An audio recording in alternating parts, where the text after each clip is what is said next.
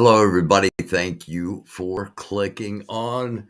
It is Doofus After Dark, the third day of November, and Chris will be joining us in just a few short minutes. Thank you again for clicking on. Feel free to go into the chat if you'd like.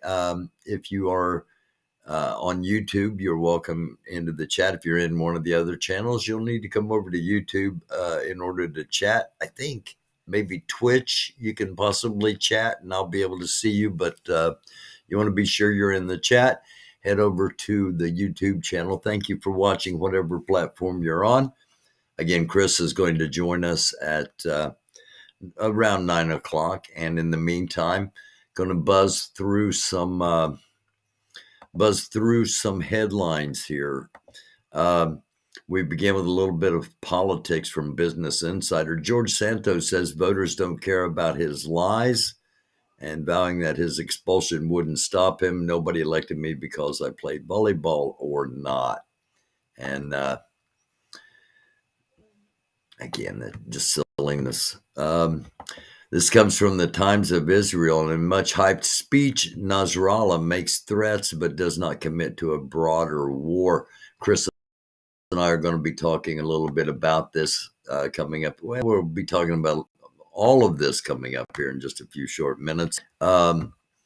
This comes from, I believe it's NBC. NBC News. Tensions between the U.S. and Israel over calls for a humanitarian pause.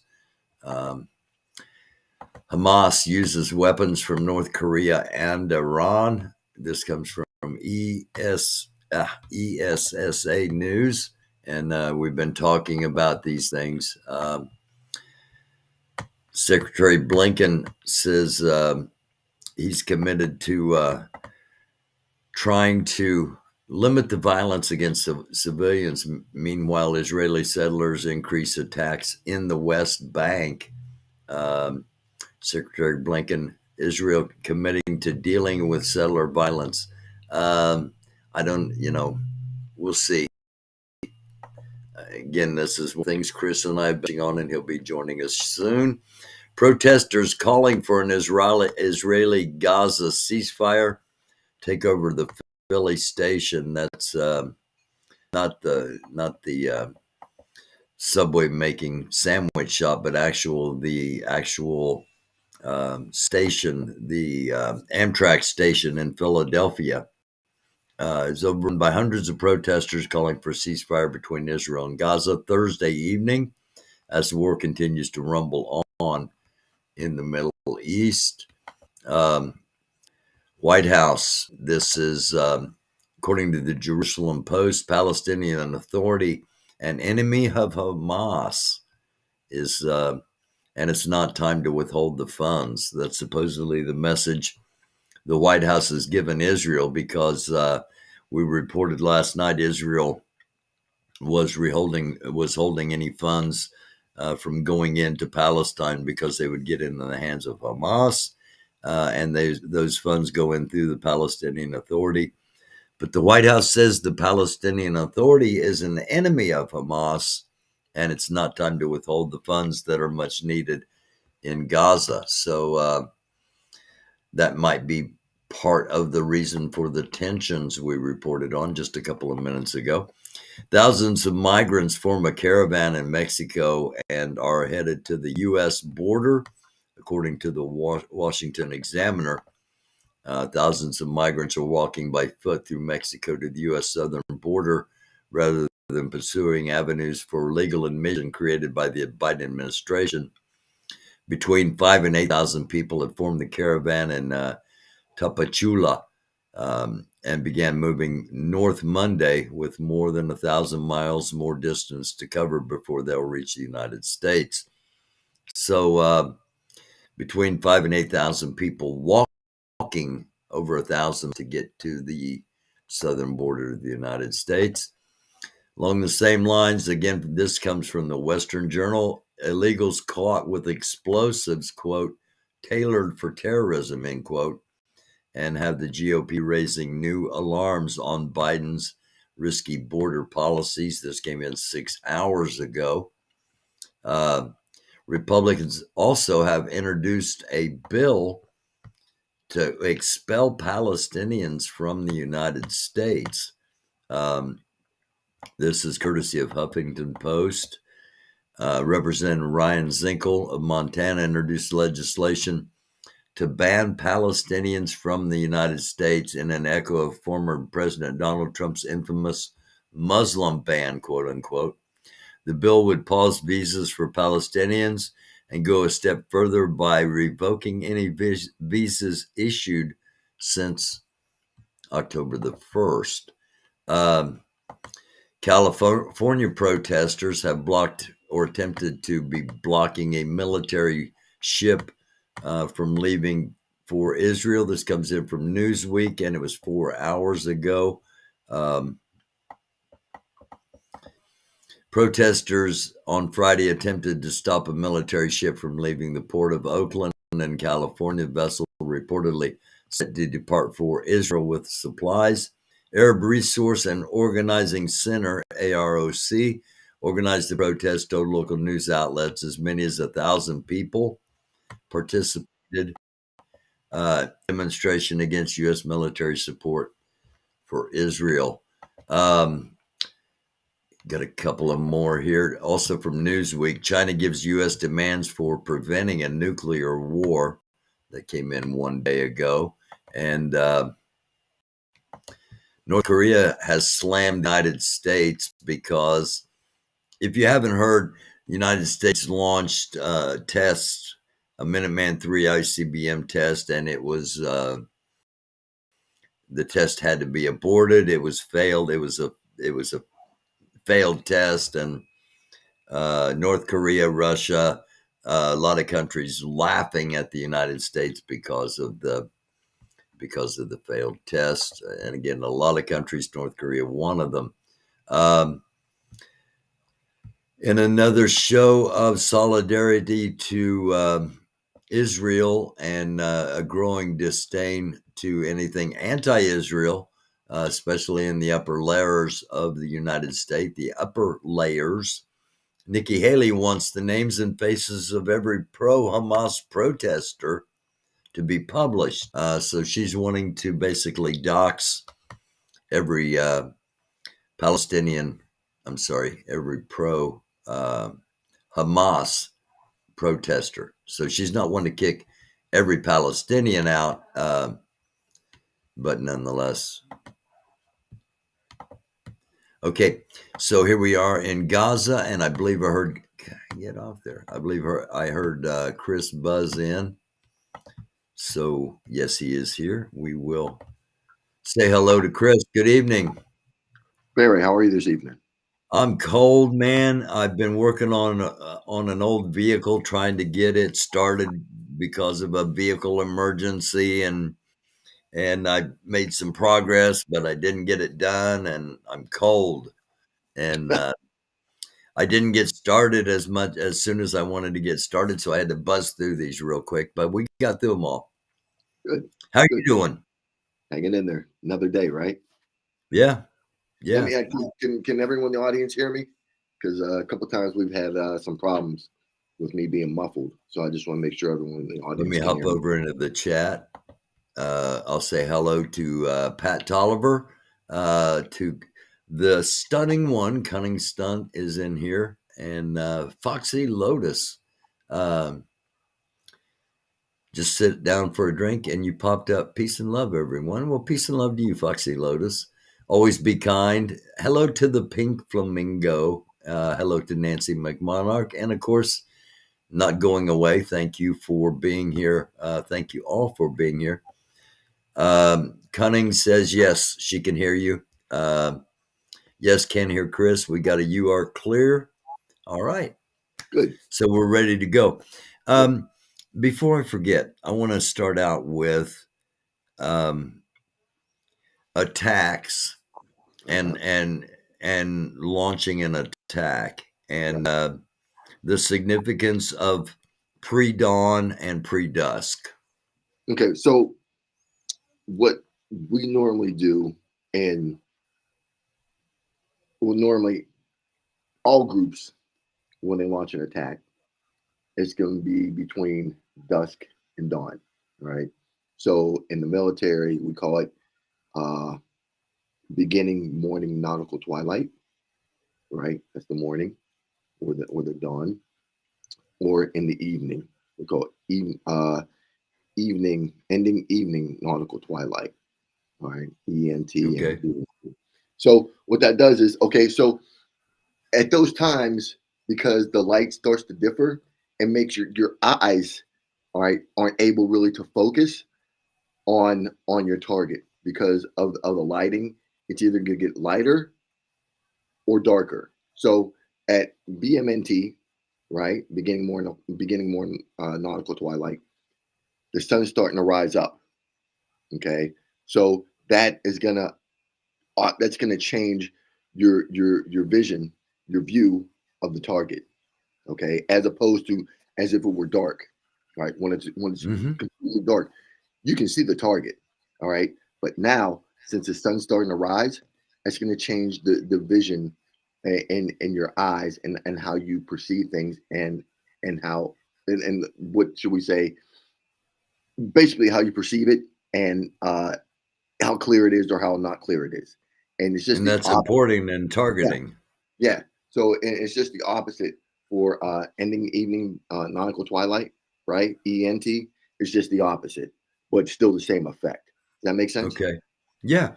Um, does a full moon play into to military planning?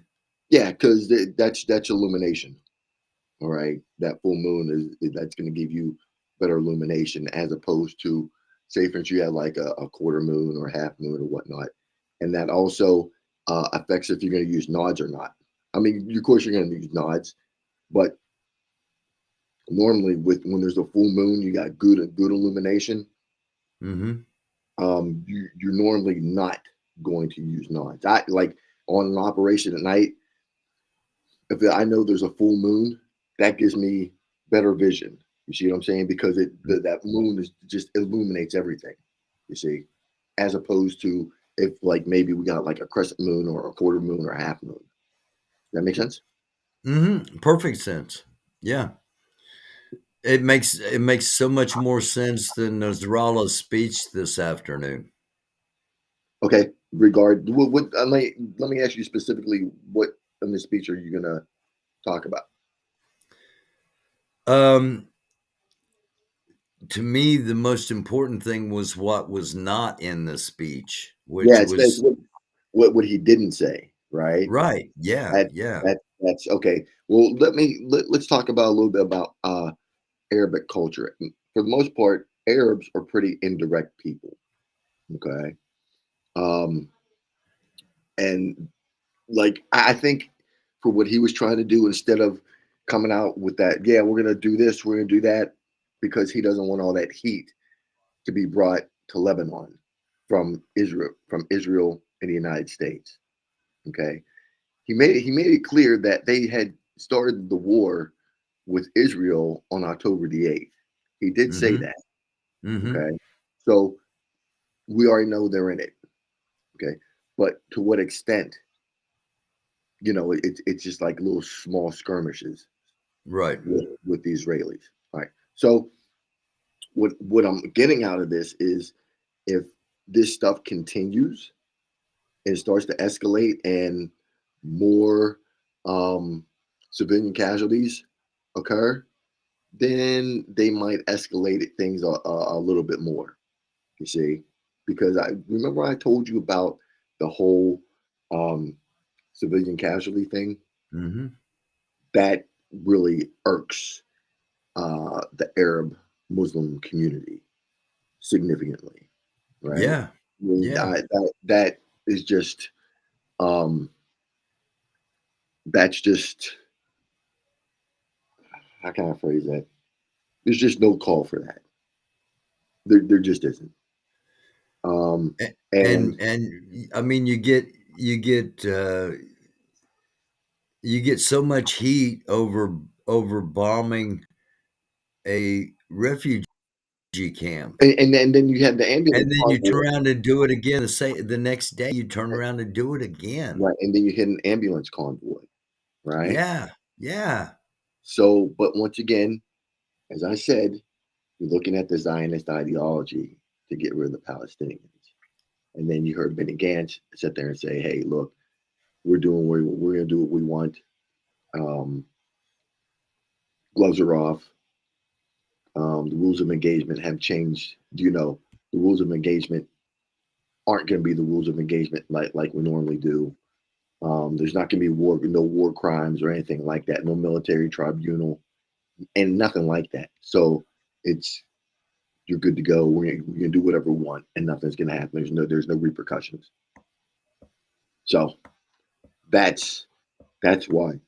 Excuse me. They're gonna be able to do what they're gonna do.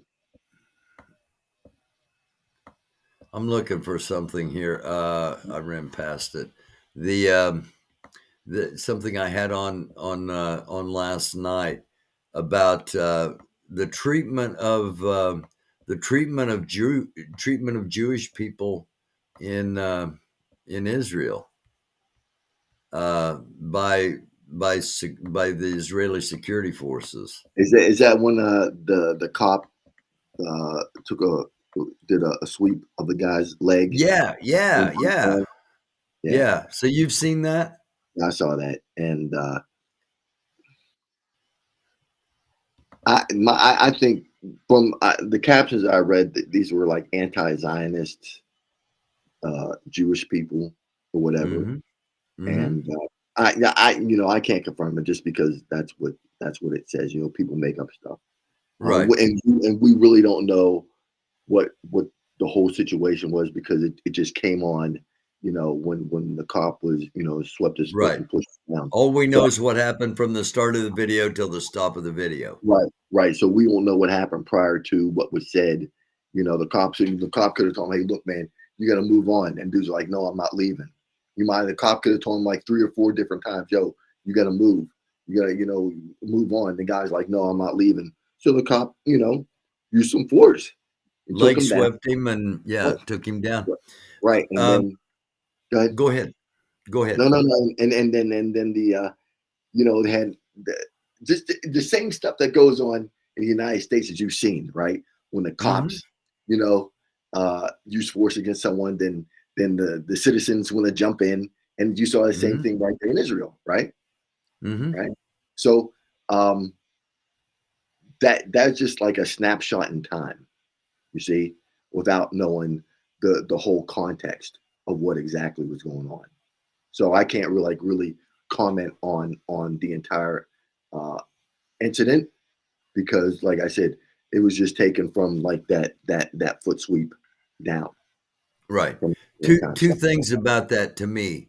That shows no matter what we know, it shows there's a difference between being a Zionist, between being Jewish, and between being Israeli.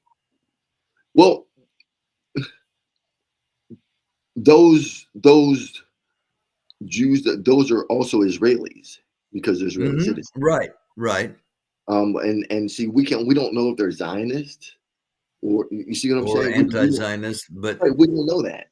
So it's really hard to say because we don't know okay. what the whole picture is. So I can't All really right. comment on something like that. The second thing that I got from that is how much of Israeli tactics and techniques have come into the police systems of the United States. Okay, so I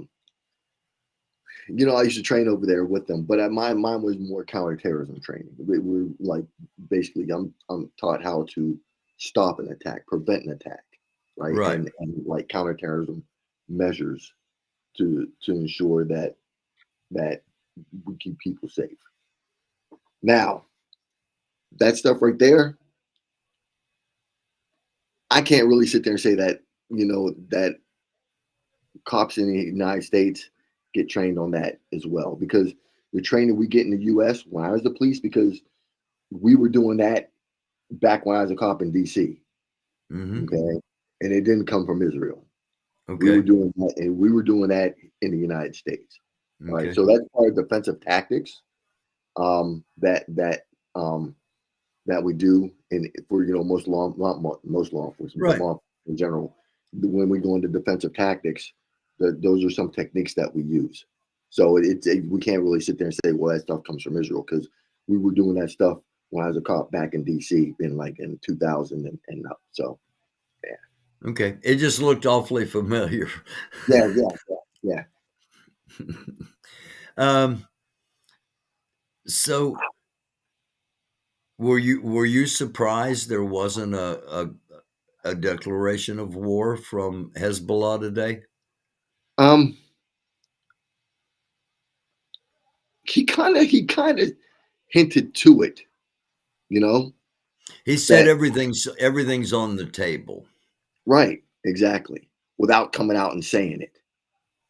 But Right. he also said that Hamas did everything on October the 7th by themselves, that Hezbollah didn't know about it, that Iran didn't know about it. We also, all the other countries say that's crap. Well, how would they Was know? that, yeah, How would they? was that trying to distance? Was that trying to elevate Hamas? Was it trying to distance themselves from Hamas? Was it? No, they're just saying they're just saying, hey, look, Hamas can do things on their own. Why do you think we always have to help somebody do something? You think they're not smart enough to do it on their Okay. own? All right. Yeah, and they are. Why? I mean, it's like fighting the Taliban. Do you think the Taliban are dumb? No, the Taliban are smart. The Taliban are smart. The Taliban are really smart. Look, we have the most technology in the world, right? When we're fighting the Taliban from 2001 to what, 21 or 20, Yeah. right? We're the most 20 years. technology, Yeah. right? We're the most technology in the world, and they beat us. So I'm not trying to hear oh, you had to get help from someone else. Do you think these people are stupid? They're not. They are not stupid. They've got an extensive tunnel system, and are using it to pop up out of nowhere and take out heavy artillery. Yeah, they can come. The They can pop up out of nowhere, right, with an RPG and hit a tank and Yeah, shut it down, and then go yeah, right back in to that tunnel and disappear. right, and then show it on social media so everybody sees it. Hours after it happened, Exactly. just to confirm that, hey, could Israel be going into a trap? All day.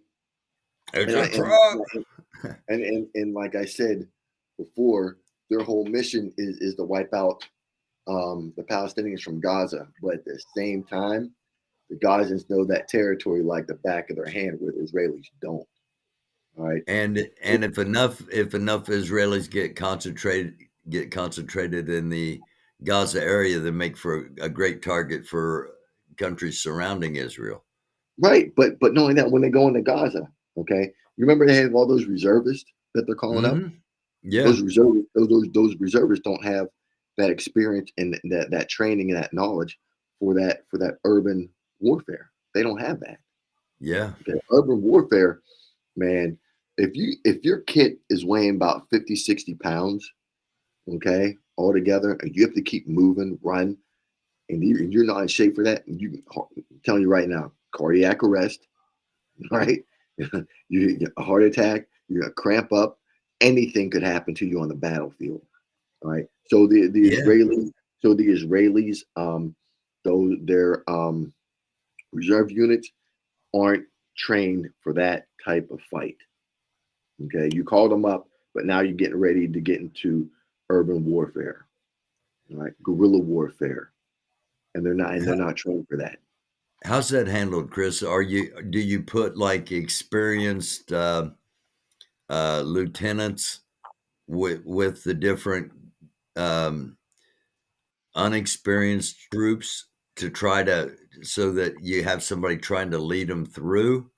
All right. So the whole thing is, I think the active army and their special forces guys, excuse me, are going to be the ones to lead in that type of warfare. Okay. They're already in there. Right. They're Right. So Yeah. those are the ones that have that knowledge. Okay. The regular army people don't have that knowledge. The reservists don't have that knowledge. Not You have to yeah. See, okay. Yeah. right. So They so haven't been. They haven't been in the situations the right. special So forces have. right. So here's the thing. When was the last time you heard Israel been in a legitimate war and fighting this type of warfare at all? 73.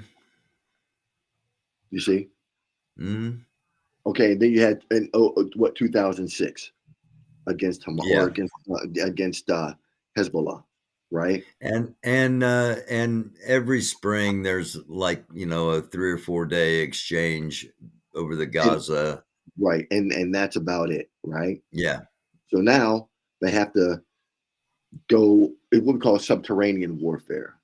Okay, this is subterranean warfare, and if like Hamas, those guys have that knowledge because they created the tunnels. They know exactly where to go and how they work. The Israelis don't.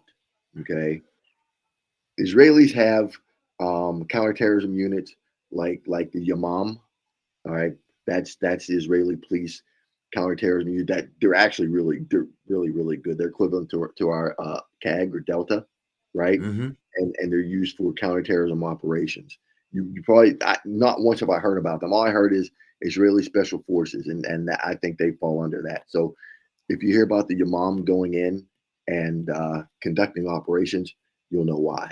All right. So you'll have like the they're equivalent to our SEALs doing operations. You'll have the Yamam and other groups, other special forces from probably from the army going in and doing those operations underground for subterranean warfare. Anybody that's familiar with Vietnam knows that our troops in Vietnam faced subterranean warfare. But those that are, a lot of viewers may not have any familiar, yeah, they may not be familiar with Vietnam and what happened back then. Um, that's a really different environment to conduct war. Yeah, yeah, because everything's underground. Right. They used to have what we call tunnel rats, right?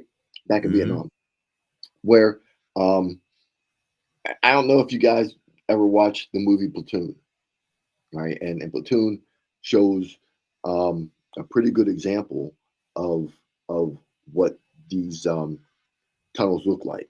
You would go, they would send someone in, right? You can crawl like they go down a ladder, crawl into a space, come up a ladder, and then like it'd be like a whole big room where you have like a command and control center, right? And at that And point, all of it's underground. all of it's underground. All right. So Hamas pretty much has the same thing, except it's kind of like they have their command and control center and everything else underground. And it's not like it's like a couple feet underground. It's like 70, 80 yards underground. You see? And a lot of it's been cement reinforced. Exactly. So, okay, say for instance you conduct an airstrike. Do you really think that you're gonna like stop it? Do you think you're really gonna disrupt those operations? I don't think so. Nah. Mm-mm. You see, so that's why I'm kind of like you're sitting there saying, yeah, we're targeting these terrorists, but how effective are those airstrikes to knock out these command and control centers to find out where these terrorists are because they're so far underground. How far, like, what type of bombs are you using to dismantle or get rid of those those command and control centers or whatever's down there Yeah, if we you're that we've got far down? we know we've got what are known as bunker Bunker busters, busters, right? but how far do they really penetrate? And see, that's what I don't know. I don't know that. Yeah, yeah. You see, you I'll might, I'll see if I can find out. yeah. So even with that, that's I think what we're trying to do in Iran with the bunker busters. But we'll get back on the Palestinian thing. But I think that's what we're going to do. We'll try to use with Iran when we try to disrupt the whole nuclear thing is with bunker busters. I hope they know what they're doing. Because they're subterranean as well. Hmm. All of Iran's, all of their manufacturing of nuclear is all underground. Right, right. So, um, let's say, for instance, you use a bunker buster, right? It's only gonna have limited effect, limited penetration Hmm. into that structure, right? And if it's not effective, like what good is it? You can, how can you tell the damage that's been done? You know, um, like my question is, all right, you shoot it, hit your target, but how can you assess the damage? How do you know what you hit is not still operational? Right, right. If you go down, say it goes down 35 meters, well, what if they're down 50 meters? Right. All you did was give them a good shake. Hmm. You didn't Right. stop anything. So, and then do you have to worry about the retaliation? Do you have to worry about the counter? You hit us now. Here's our turn to come back at you, and you're out in the open. You see. So hey, but let's get back on Palestine, on Gaza, Okay. and those. All right. Um, they're gonna be really hard to defeat. You know, you can hit them. I think you can hit them all you want, but apparently it's not doing a whole lot of damage from what I'm gathering, because they're still operational. You see, and Hmm. no matter what you hear from each side of the media, listen, you're not gonna get rid of Hamas. It's not gonna happen. Okay. Um, Hamas is an ideology, a belief system, an idea. You're not going to be able to get rid of them. And the more civilians you kill, the more civcasts there are, that's the way to create more militants, you see. So you're not, and that's why they're trying to kill all the Palestinians. I said a zillion times before, they want to kill all the Palestinians. So that way, if you kill all the Palestinians, you kill Hamas and the ideology. Does that make sense? It makes sense that that's their plan. It doesn't make sense that It's they're not going to work. actually trying to do it because it won't work. It'll just for every one Hamas soldier that's dead, they are martyred in the other Right. side's eyes. So there's going to be two to replace him at least. Right, right. And then going to the West Bank. Have you been paying attention what's going on the West Bank? Yes, I have. Okay, so Yeah, the settlers are starting to rise up against the Palestinians there in the the West Bank. settlers. Yeah, we had that. Let Okay, me see if so my take on that is that one of two things. And here's the thing: the Israeli police have not stepped in to do anything. Okay, hmm. so it could be an intelligence, could be reaching out to these villages and telling the settlers, hey, you know what? Go ahead, do what you're going to do with these Palestinians, and it's okay. You see, because once again, the end state is to get rid of all the Palestinians and to create as much chaos and confusion as possible. You see, they're going to kill Hmm. them or push them um, out to Jordan. Because if anyone knows anything about the West Bank, like Jordan is really nothing more than the West Bank. That's all it is.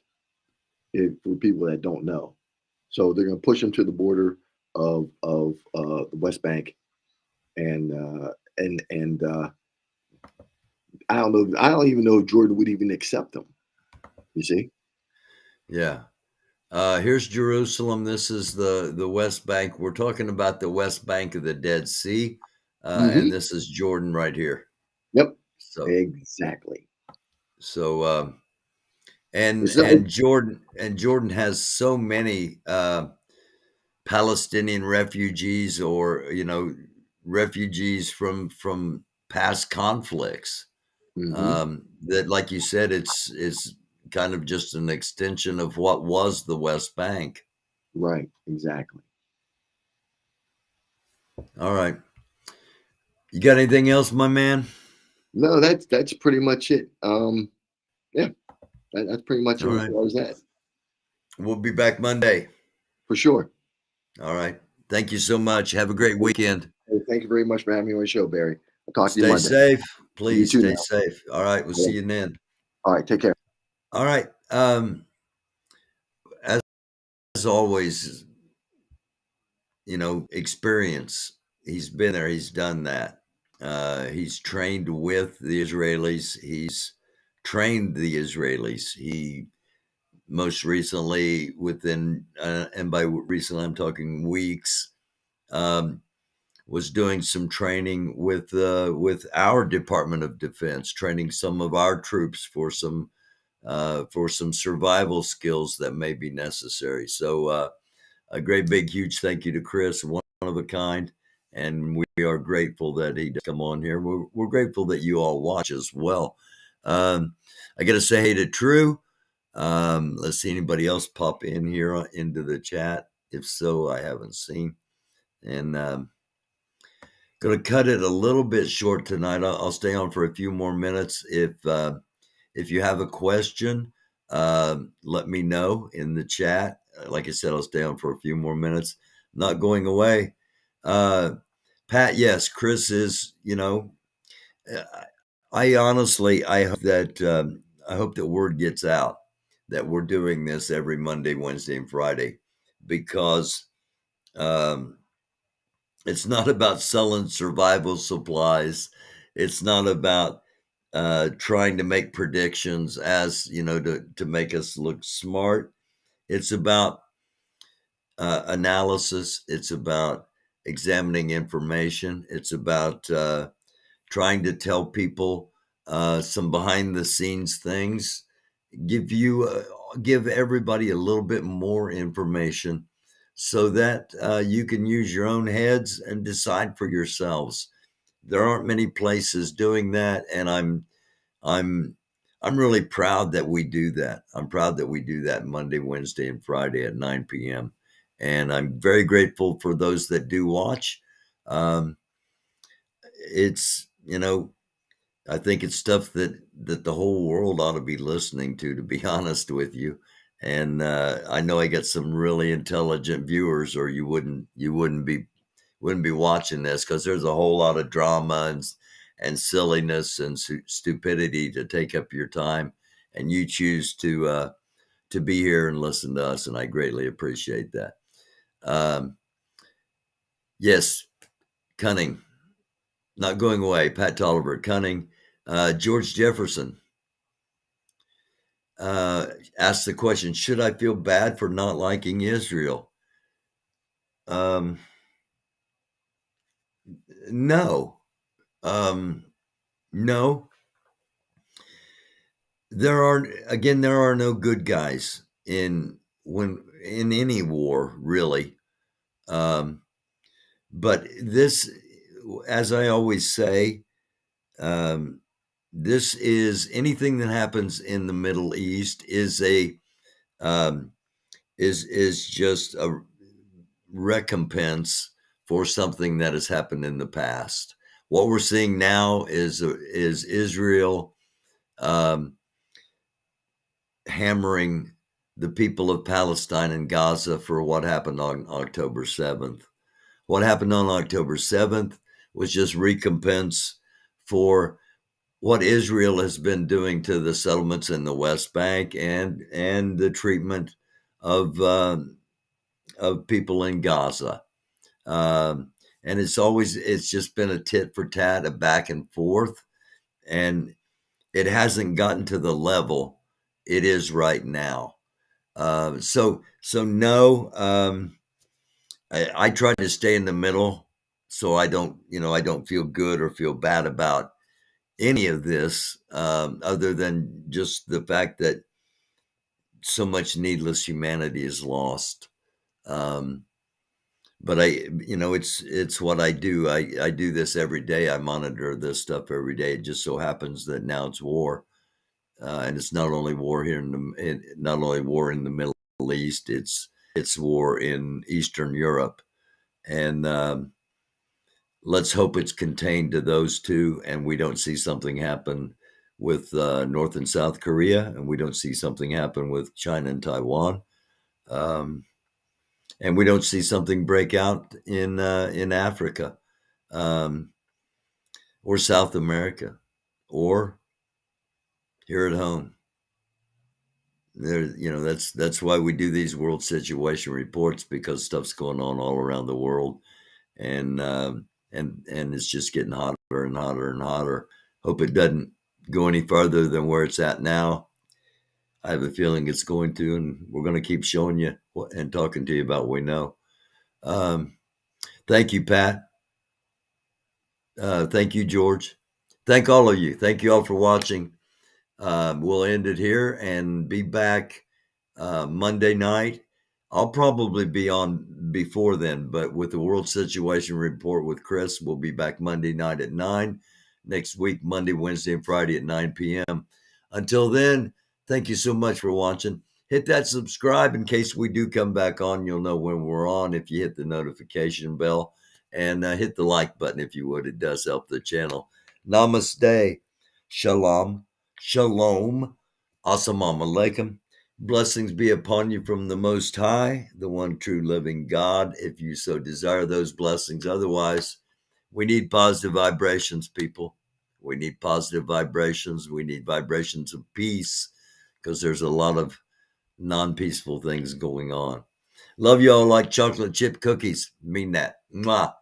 If you want to get in touch with me, email americandufus@gmail.com. If you want to help support the show, it's always welcomed. It is Cashapp, American Dufus. Put the $ in front of it. $AMERICANDUFUS. Thank you all so much that have donated in the past to keep us going. It is it's truly an honor and a blessing to be able to keep doing this, and I hope you enjoy watching us as much as we enjoy getting the information out to you. We'll see you next Monday. Love y'all.